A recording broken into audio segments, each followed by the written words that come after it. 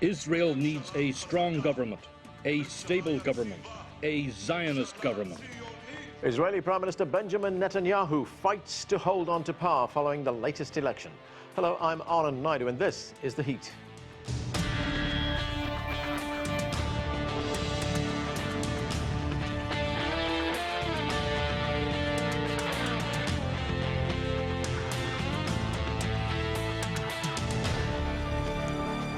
Israelis went to the polls on Tuesday in the second national election in 5 months. That's after Prime Minister Netanyahu failed to form a governing coalition following an April vote. But the results of this latest election are equally uncertain, with Netanyahu, the leader of Israel's ruling Likud party, and his chief rival, Benny Gantz, head of the centrist Blue and White party, locked in a tight race. Both leaders are already seeking the support of smaller parties in an effort to gain a ruling majority in parliament.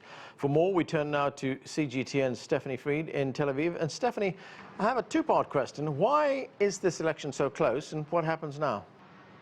Well, Anand, it's close. It's a reflection, really, obviously, of what the Israeli voters want and how they're feeling. That's what the vote is showing. And honestly, it's not too different, this outcome, from the outcome that we saw. You noted the election in April. That was just a few months ago. We're doing a redo now. The numbers are very, very similar.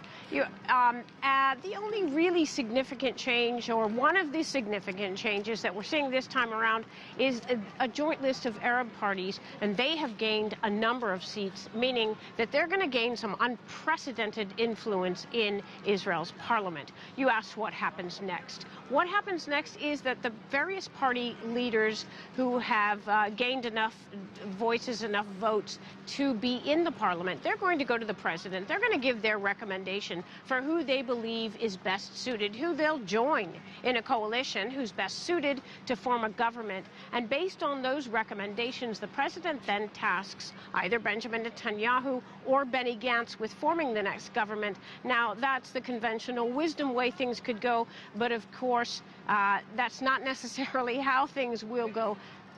But that's the line that usually, that's the way the process usually works, is the president then will appoint one of those frontrunners, will task them with trying to form a government. Anand.